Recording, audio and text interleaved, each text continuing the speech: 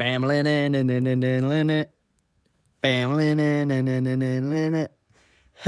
everyone, and welcome to yet another episode. You listen to one, you listen to two, you listen to three, and guess what? You want more. You still want more. The algorithm wants more. You got to feed the beast consistently. Keep feeding. Now, I'm not a parent, but I know that when the baby's upset, you got to feed it. You got to feed the beast.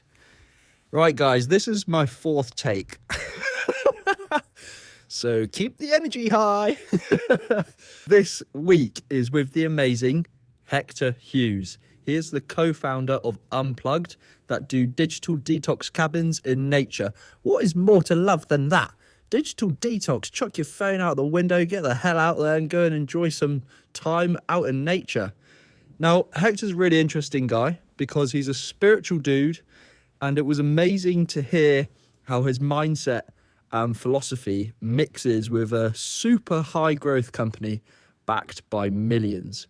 In this conversation, we talk about the high pressure grind of building a business to an acid trip and burnout that sent Hector all the way to India for a meditation retreat. We'll dig into why 90% of what we do might be a complete waste of time and how doing less could actually help you achieve more. We'll unpack the deep insecurities that drive entrepreneurs to stay busy and why doing nothing might be the hardest and healthiest thing you ever do. Absolutely love this conversation, and I really hope that you guys do too. So, on with the podcast.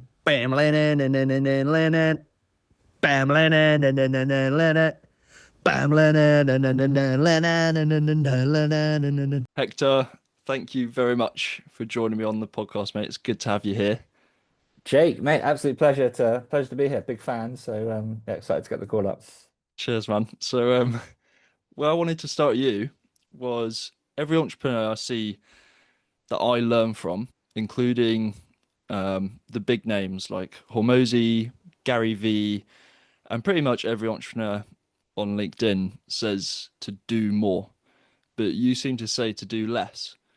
So I was wondering, what is it in your philosophy towards business that differentiates from these guys? Uh, that's a good question.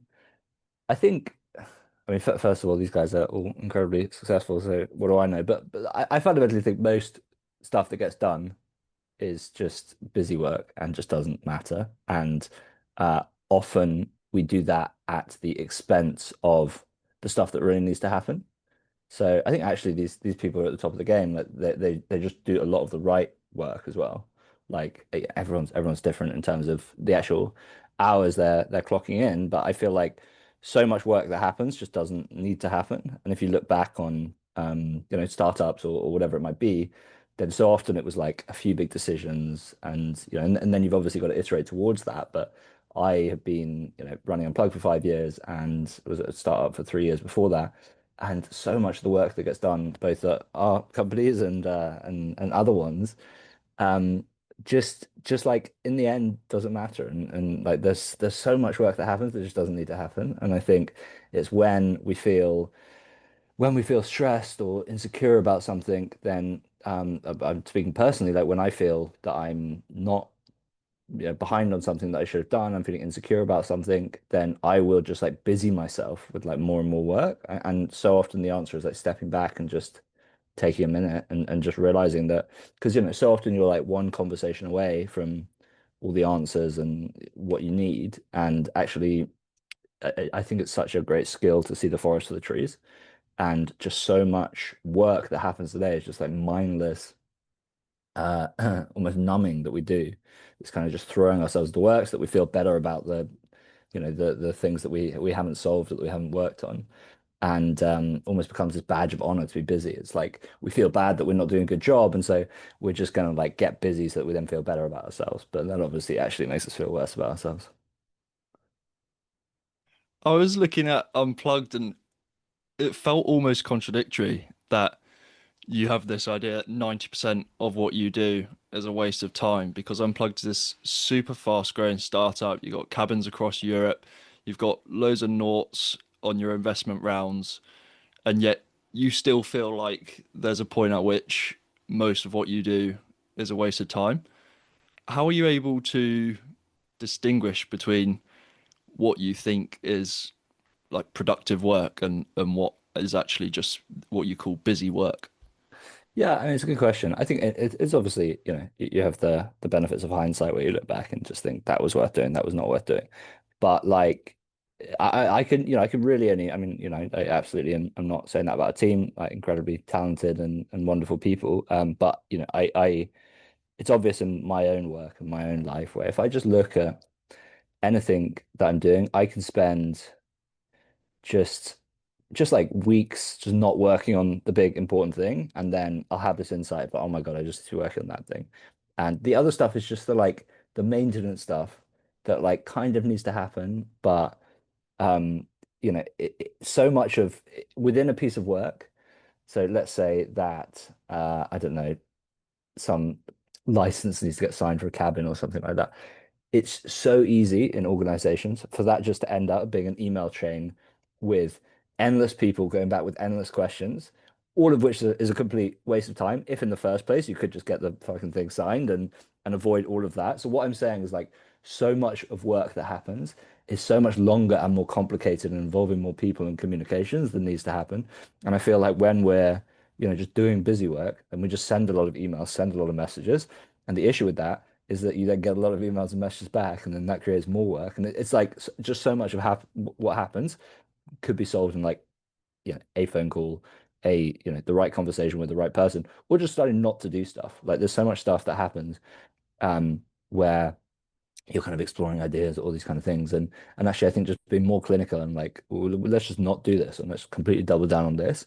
Um, and as a company, like there are times when we get very stretched, and very often it's actually just going in and being like, right, look, what do we need to, what are we doing that we don't need to be doing? And actually just having that kind of cleansing and stripping away every now and again, both with myself and the wider team. Um, and always, always, always, there is so much that it feels like we need to do. But if we do it, not only does nothing change, but it also frees up more time to focus on the like one or two things that really matter. So yeah, and I think all the results come from like a couple of things really, really done well. A couple of insights, a couple of yeah, it's very much 80/20, but more like 95/5. So yeah, I'm a big believer in just, for example, let's say, yeah, my job, a lot of my job, there's kind of running the team, but a lot of it is also either fundraising or a lot of this, kind of PRE type stuff. So if I had, one super, super important investor conversation, a meeting with let's say a big family office who are going to fund everything, um, and let's say I had that at 12 p.m. on a Tuesday, I'd be much better off spending my morning having zero meetings, just like getting myself in a good headspace, so I can turn up and just be, the best version of myself during that meeting. But what we tend to do is feel like some anxiety about that. So then we'll like busy ourselves with loads of other things in the morning and just get caught up in all these kind of things, then turn up to the one important meeting, like, stressed out and strained with our head in a million different places. So I think it's just that mindset of like, how do I really, really, really maximize the few important things and just not worry too much about everything else that inevitably crops up. There's a great story about Napoleon where he used to leave letters unanswered, so unopened for 2 weeks. So he'd get a pile of letters and he'd just leave them for 2 weeks, and he loved it because he loved opening them and seeing just how irrelevant they were 2 weeks later. I think there's a huge amount of that with like email or messages or whatever. Like so many of them, if you just leave it, then yeah, it doesn't really matter. It's amazing, isn't it, how much we love to be busy, and it's almost like it gives us this sense of importance. And something when I was doing the research for this podcast and you that I noticed was this constant theme of stripping back. There's always this idea of like never adding more. It's always taking away in both your personal life and your approach to business. You spoke earlier a little bit about how the insecurity within you kind of makes you convinced that you need to be busy in order to maybe feel validated or whatever it is. And you've said before that in every entrepreneur, you feel like there is an insecurity somewhere. Um, what is it about entrepreneurs and because I agree with you. What is that insecurity in entrepreneurs, and why do you make that observation? Sure. Well, I think it's fundamentally a real lifestyle choice, and it's a it's a very hard thing, and uh, that is in some ways not rational. So then, what drives people to do that? And many reasons, right? So it's not just I don't think it just comes from basic insecurity, but I feel again I can only reason with myself. I don't want to cast a sweeping judgment here, but there is like I want to unplug because I want to move society in a different direction and get us spending more time offline. I want to do it because I love games and I love the intellectual stimulation. I love people. I love working with a team. I really want to get a good result for them. But if I'm really being honest with myself, there's also a part of me that wants to show the world that I'm special and smart and all these kind of things because maybe I feel like I didn't get that at school and have this like need to just need to show that I'm special. And I'm sure that's a driver as well. And I think there's a thing of there is so much ego tied up in entrepreneurship, if we're being honest. Like again, it's so complicated. Like there's a big financial freedom thing for people. And again, it's a terrible way to get financial freedom because you have 10 years of not getting any financial freedom at all. But yeah, obviously some people are drawn by the promise of riches at some point. But I think there's a huge, right, if you look at the most successful entrepreneurs in the world, so I mean, let's take Elon Musk as the extreme example right now. Like he, has spoken a lot about very traumatic relationship with his father growing up and bullied on the playground at school.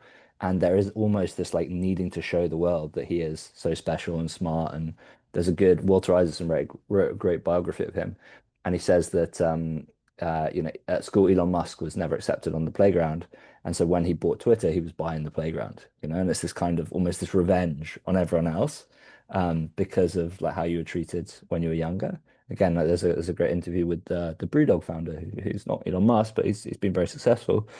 And he said that because of his relationship with his mother, he has this constant voice on his shoulder saying, "You're not enough," And so there's this like need to prove that you're enough by external validation, by the size of the company you built, by getting respect through that way, achievement. So yeah, I think there's something about just needing striving generally that comes from a place of dissatisfaction and fundamentally insecurity. It's like it's all a self-worth thing. It's almost an addiction and so much addiction, whether it's drugs, alcohol, gambling, like whatever it is, it all comes from it's a self-worth issue.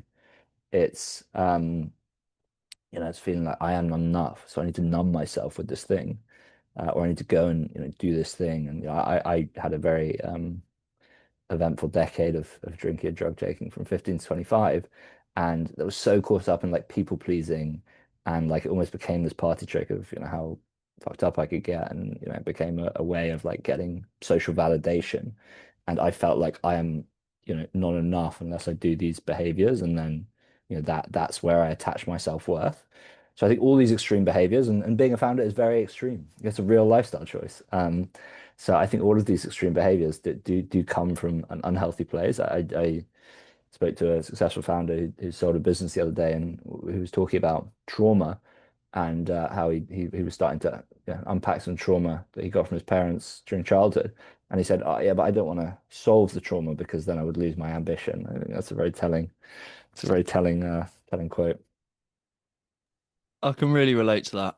I definitely feel like there's something within myself where I like need to prove myself somehow. Like I need to show people that no, actually I am that guy Definitely, and like I can definitely. do something. Um, but I've also asked the question to myself where it's like if you're constantly in pursuit of being better because you constantly have this belief that you aren't good enough, then are you just feeding the beast? Or at what point 100%. do you like actually feel like, okay, you know, I'm enough now? 100%. Well, I think the point is that you're never gonna reach that by the achievement. Like the achievement's never gonna make you feel enough. Like more is never enough. There's a great quote where I was at a socialite party in New York, and some hedge fund are running the party. And Joseph Heller, who wrote the book Catch 22, someone said to him, "How does it feel that the guy running this party made more this year than you've made in book sales for Catch 22 in your whole life?" And he said, "Well, it's fine because I have something the host will never have." And his friend said, "What's that?" And he said, "Enough." And I think there's something in that. So there's what the achievement does do, I think, is it really starts to shine a light. As you start to achieve these things, you start to realize, wow, maybe this isn't going to bring me happiness. And then it starts to come from a more positive place. So I think it can come from a positive place. Because as I said, I think the reason that people run companies is there are many variables. And it's basically just how do you dial that one down and you dial up the more positive ones. So it's coming from a place, and it's doing the inner work. Like I have found the process of being a founder in the last 5 years incredibly transformative, and it's led me. It's been an incredibly humbling experience, and it's led me to like really, really go deep into myself and understanding myself, my dynamics, and yeah, it massively accelerates your learning curve, I think, because you have so much skin in the game, and the buck completely starts with you. So. I still think it's a wonderful lifestyle to go down, but you, there's this questioning. I think you realize like there's this naive optimism at the start of have it all and take over the world, and then the further you go, you realize that there's always going to be more. More is never going to be enough, and then it needs to start to come from a more positive place. You mentioned your days between 15 and 25, where you were going through drug taking and the sort of abuse to live up to a sense of self that you wanted to prove to other people. Um, I want to go back to a specific point, and that's September 2019, when you set off on a golf trip that led to an acid trip. And at that point, it whatever happened to you on that acid trip led you to go to India on a meditation retreat. What were you retreating from? Yeah, so I was actually already booked to go on the retreat. It was 2 weeks, and this was 2 weeks before, and I went on this golf trip, and yeah, basically sounds like you've done your research, but I basically ended up at this. We had a night out in Falmouth, which is not a good place for a night out, and just ended up drinking a lot, taking every drug imaginable, and then dropping acid at 6 in the morning, which is not something I'd done before. So I just had this 16-hour trip of just thinking like, what the fuck are you doing with your life? So I was retreating. I mean, I was escaping from running from the kind of life I'd found myself in, where I just felt completely trapped in just this cycle of, you know, going out and getting fucked up basically, and then just waking up with so much regret and shame the next day, and then just like burying it and kind of and yeah, I'd been searching for probably the last 2 or 3 years, and I was reading more and meditating, just like searching for this way out. Um, and so yeah, there was a real like running away from this life, and I think yeah, there's this yeah, again, I was such a people pleaser at that point in life, still am, but definitely recovering from that. And it's just it's just oppressive when you feel like you're pulled in a million different directions. You're living life on other people's terms. So I was running away from everything really. And then when you went on that meditation retreat, was it Tushita, the meditation Yes, center? exactly, exactly. What was your experience there? And by the time you left on that last day, what was the main thing that had changed about being with yourself? Yeah, so it was a real roller coaster. I mean, basically, they take your phones off you on the first evening, and then it's 10 days. It's half meditation, half Buddhist philosophy.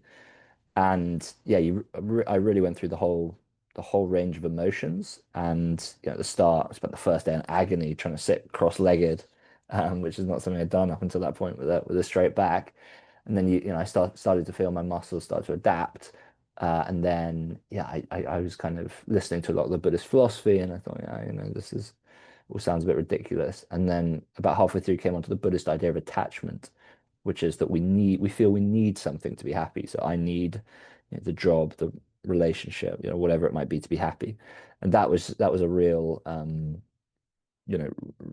of pivotal moment for me, because I realized that so much of my life had been governed by that. Like one of the questions I'd been pondering during the retreat was, should I go do an MBA? And I just realized it doesn't fucking matter. Who cares? Um, and I came out of that trip with the first time in my life, just this like genuine belief that like I had everything I needed to be happy. Like I didn't need all of these external things, which comes back to your point earlier around like adding and actually just I think so much happiness that we think that happiness comes from addition. Like we need to, add again a new job or money or respect or whatever it might be. But actually, it comes from subtraction. It comes from removing the things in our life that are bringing us unhappiness, whether that's the cravings or the toxic relationship or like whatever it might be. And actually, if you remove all those things, and obviously a lot of those are deep-rooted trauma, whatever it might be, then we all have within us the ability to be happy, which I really believe. I've done a 10-day Vipassana um, Nice, twice. Big fan. nice, Um, it actually gets worse the second time, I found. really. Yeah, it becomes harder because then you know what you're getting yourself in for. Yeah, But I found that my first experience was very much like, well, I'm gonna get through this, like let's do this. It was all about the challenge of it. Could I go for yeah. silence for 10 days? And I found that when I was in the retreat, I developed a lot of capacity for compassion. And Mm, then when I compared the retreat to reality and I came back and started talking to people, um, I really struggled to be compassionate to dickheads. And I was wondering, what is it about your experience that translates into the real world? And how do you deal with these lessons you learn about mindset in your day-to-day goings? Because sometimes life's pretty hard. yeah, for sure. Compassion was also the big takeaway for me. So I just came at that with just this feeling of like unconditional compassion. Obviously, that as you get back into the throes of life, that's harder to maintain.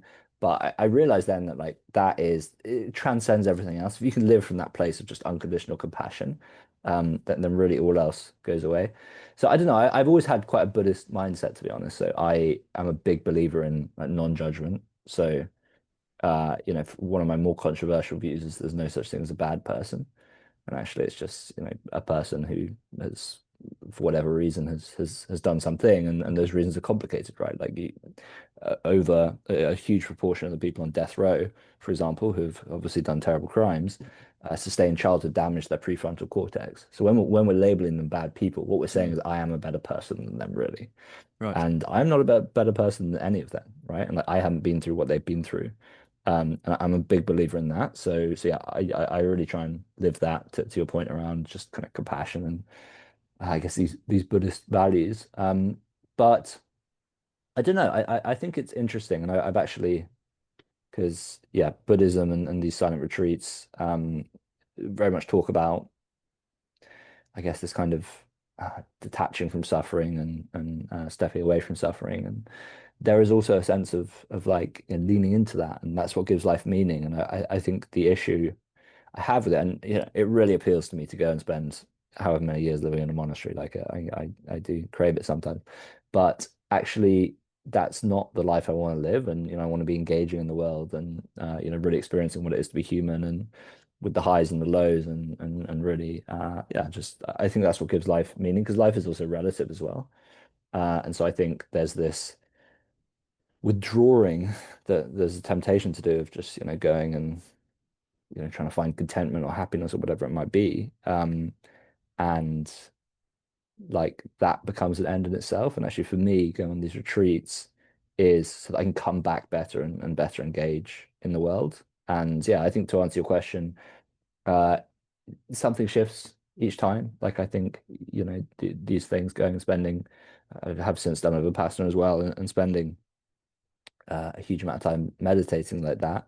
It does shift things inside you. It makes you less reactive, more equanimous, and but it also, as you're engaging in life, like life happens. Like I felt after that initial silent retreat that I felt like I'd solved life. I felt like I was never going to have any issues again, which was ludicrously naive. And then about first year and a half, I just had this like almost halo around me, and then life threw me a few more curveballs and That's a long challenge. time to have a halo.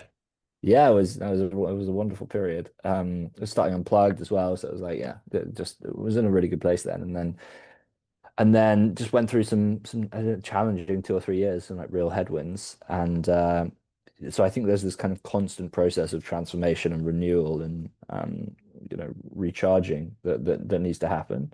And but yeah, like each time, we're changing all the time, right? Like, I think that's one of the things they teach on Vipassana, like everything's changing.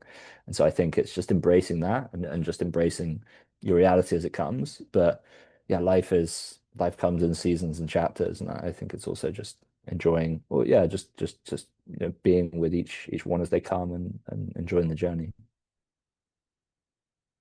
1 month ago, I was going through quite a season, heavy winter, and I remember.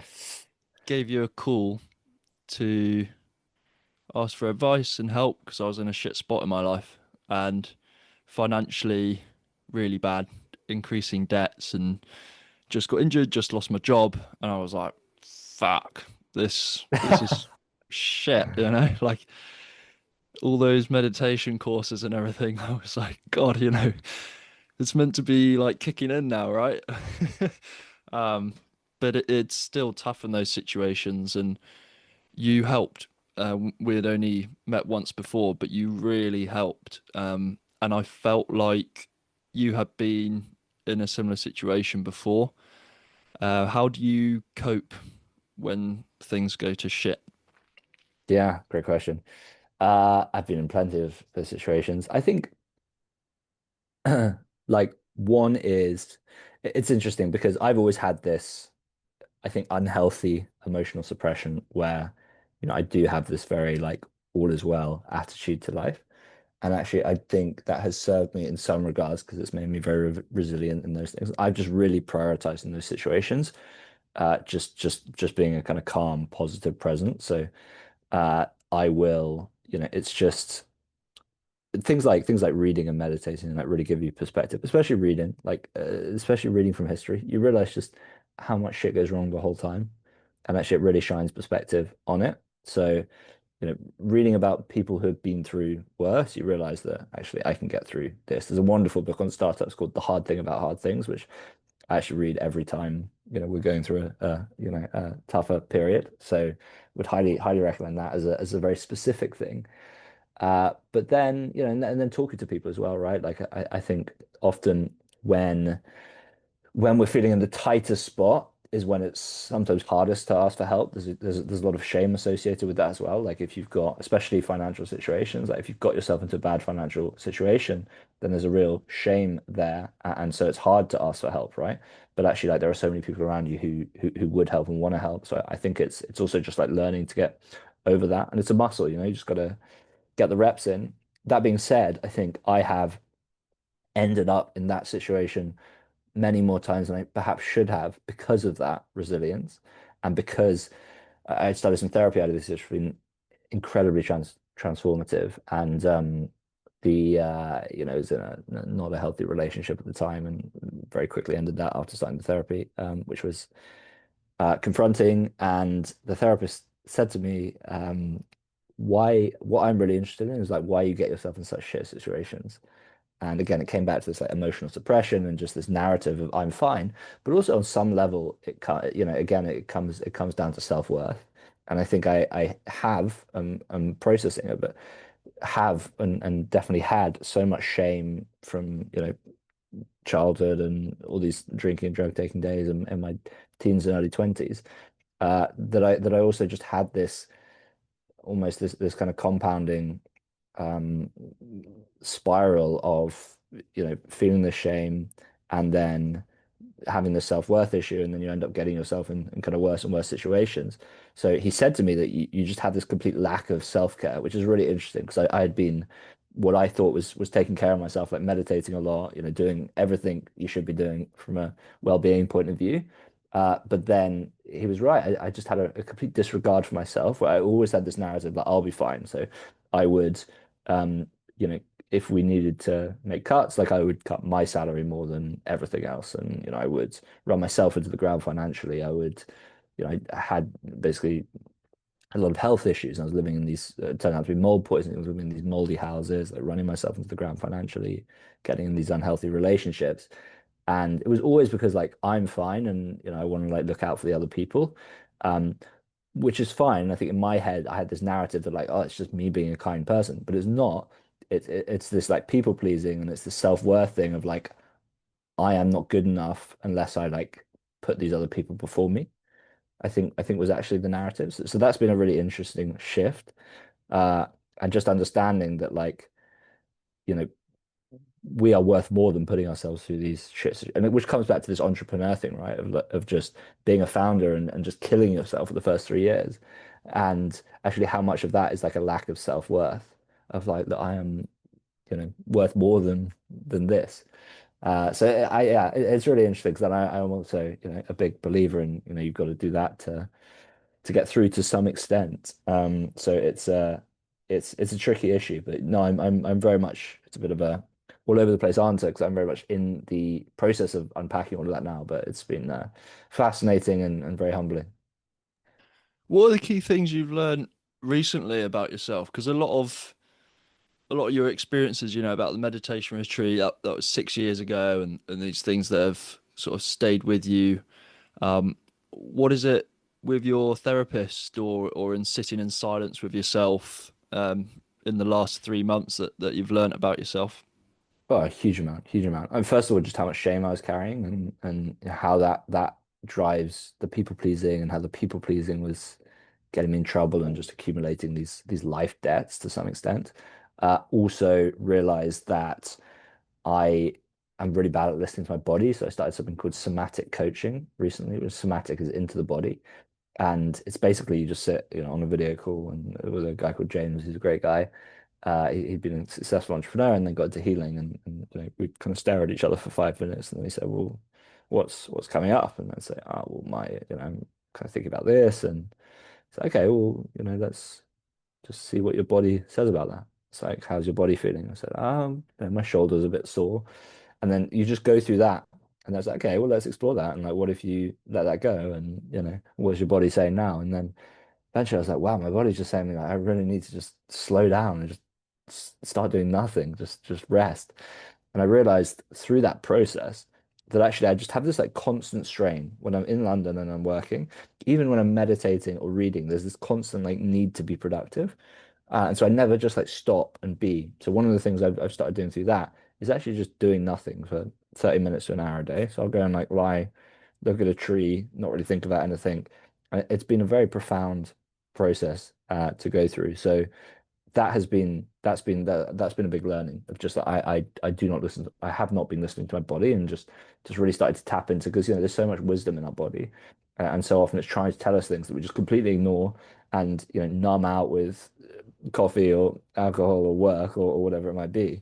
So to actually just stop and be and just like listen to your body's intelligence is that's been a very profound thing. Hector, thanks a lot for chatting with me and for taking me through your magnificent level of introspection. It's like it's a very interesting book. So yeah, thanks for chatting to me about your experiences and what it's like to be Hector. Yeah, thank you. No, not at all, man. Absolute pleasure to be on here, and very excited to follow keep following your journey with all of this as well. So really good to chat.